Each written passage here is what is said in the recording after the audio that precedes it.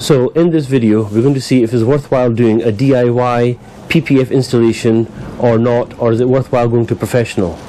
So what we're going to do is we're going to apply PPF to the front bumper of this car, which is a Tesla Model X.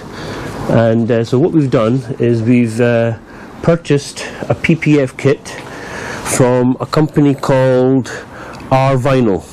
Now they're based in the United States, in New York, and they only ship within the USA. So however we've got this kit here, I have a friend in the US who's shipped this to me, so thank you very much, John, if you're watching.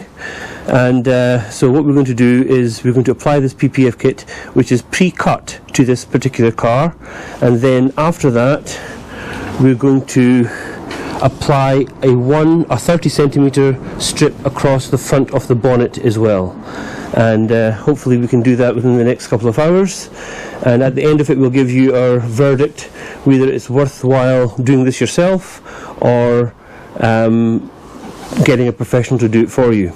Now, to put things in context, I'll go through the prices at the end, as in how much would it cost from a professional shop and how much this whole kit has cost me. Now the thing is, to do this you actually need to be, or it's preferable, far more preferable to be indoors than outdoors. Now I don't have a garage, but my good friend here has kindly lent me his garage, and without his help this would have been very difficult to do. And by looking at his garage, I definitely have garage envy. I mean, not only is it a garage, but it's actually well set out. Right, so let's get on with this application. So to start with, what we've done is we've cleaned the front bumper. We've washed it a couple of times, wiped it down with alcohol, and just to make sure there's no marks on it. And there are a few ones that we can't get off, but I don't think we can do much better because we've got some marks here, but I think these are actually road chips, so we can't get those off. So the next stage is to prep the vehicle and then get the film out.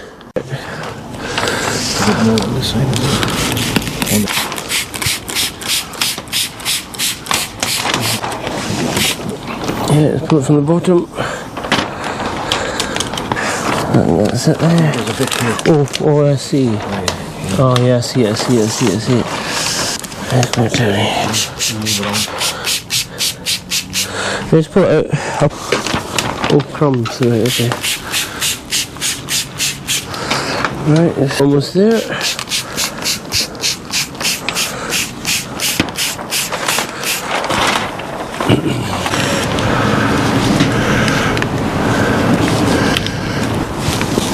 It's pushed along this way a bit. So, crumbs. Yes, I forgot it was slippery.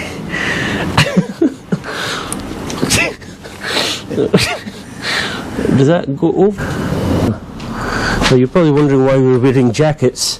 That's because the temperature is 10 degrees Celsius.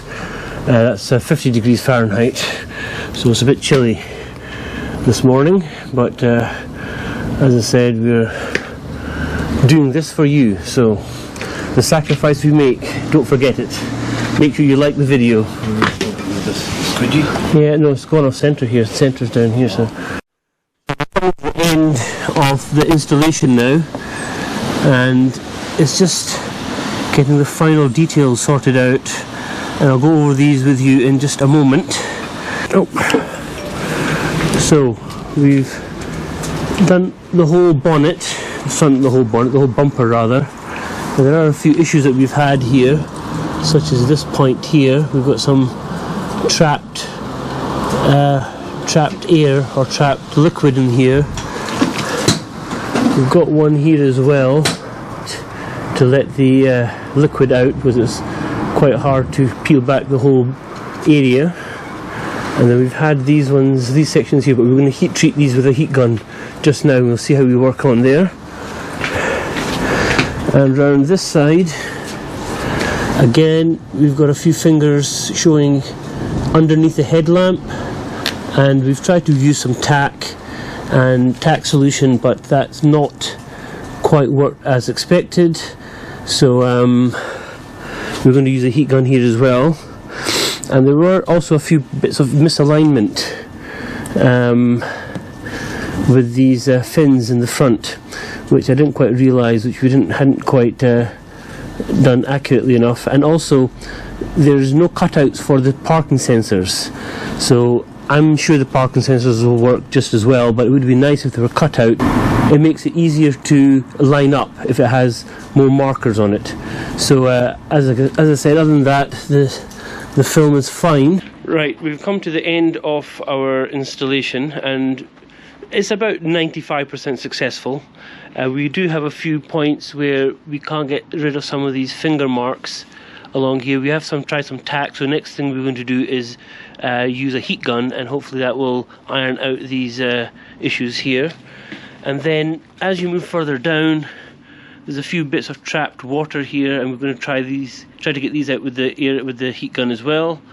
And we've made some misalignment issues here as well. Although it came pre-cut, we didn't line up the fins correctly.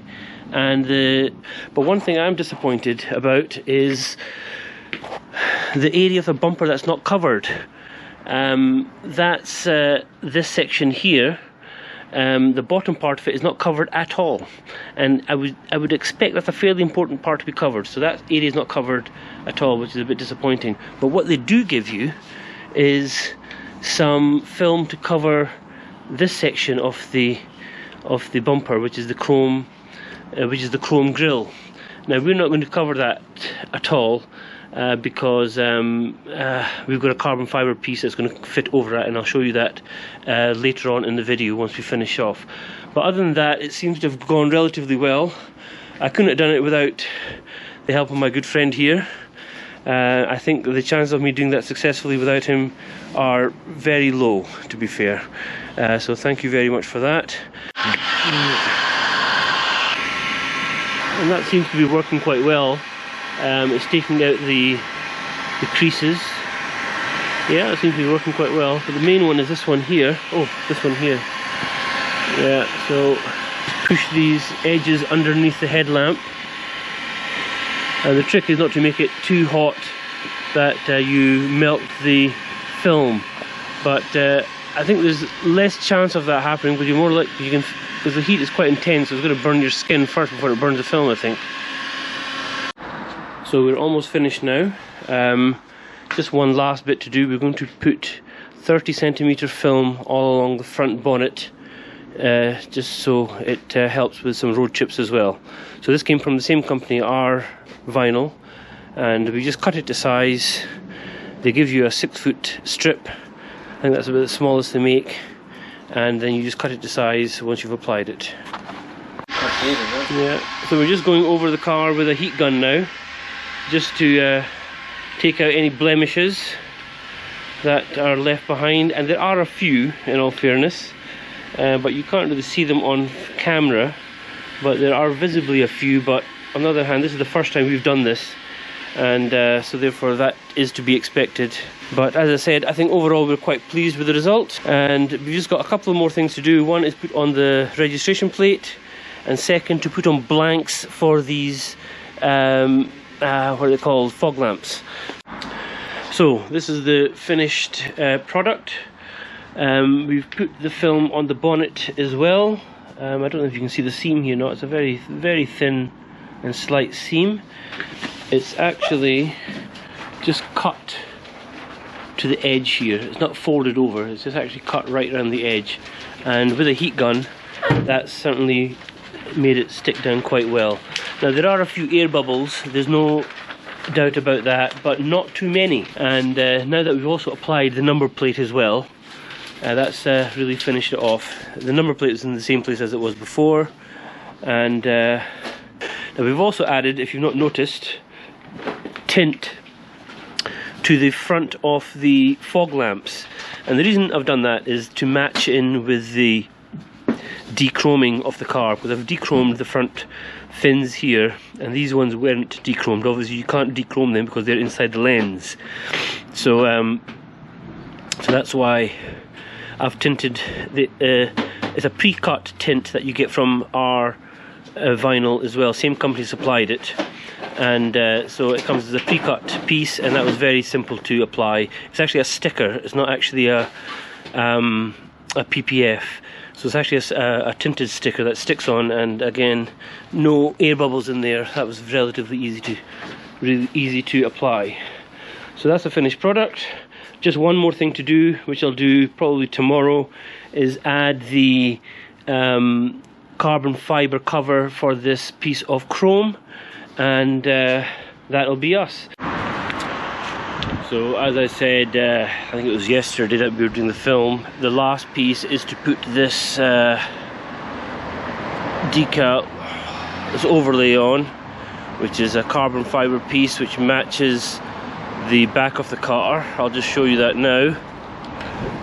So what we've done in the back of the car, we've covered the chrome with this carbon fiber overlay and removed the badge, but we might put a white sticker, a white decal on the back for the badge. I'm not sure if we're going to do that yet or not, but that's to match the front.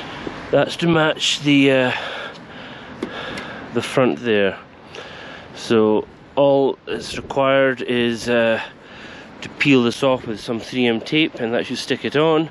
This incidentally came from a company called RPM Tesla in California. They actually do ship out all over the world, unlike our vinyl. So I'll put this on and show you what it looks like. Of course, before we put it on, the first thing is to prep it with some isopropanol, just to get it clean. That's more likely to it'll increase the adhesion. So there you have it. That's the final piece in the puzzle there. The carbon fiber cover on, and now what we'll do, I'll go inside and I'll go over the final costs of this little project and let you know, in my opinion, if it was worth it or not. So how much did this project finally cost in the end, and was it worth it? Well, the PPF for the bumper cost $299. Then the strip that goes over the bonnet, that cost an additional $100. Then the tints for the fog lamps, that cost $20, and once you add in the tack solution and the polish and other ancillaries, that was another $50. So altogether it cost $469, which is equivalent to around £375. Now, in addition to that, it cost another $60 to actually ship it over from the US. So a total cost of £423. Now, and that's with myself and with obviously with my friend's help, putting on the PPF ourselves. So if you were to go to a professional shop, they would charge you at least £200 to apply this kit on for you. Or if you went to a shop where they supplied the PPF and they cut it down to size themselves, I was quoted £1,200 just for the part of the bonnet and the full bumper.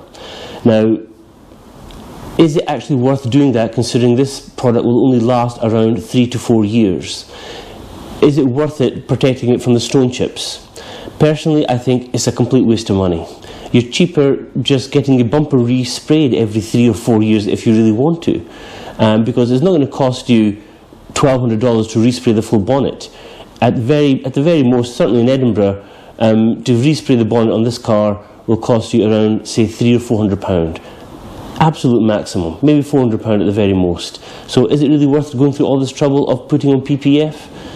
I just think it's a waste of time, but as I said, that's just my opinion. Please comment below if you disagree. Now, if you have a very expensive car, for instance, where the paint is maybe 7 or 8 layers of paint, for instance, and it'll cost considerably more, then perhaps, yes, it is worth it. Or if you do a lot of off-roading, perhaps it is then.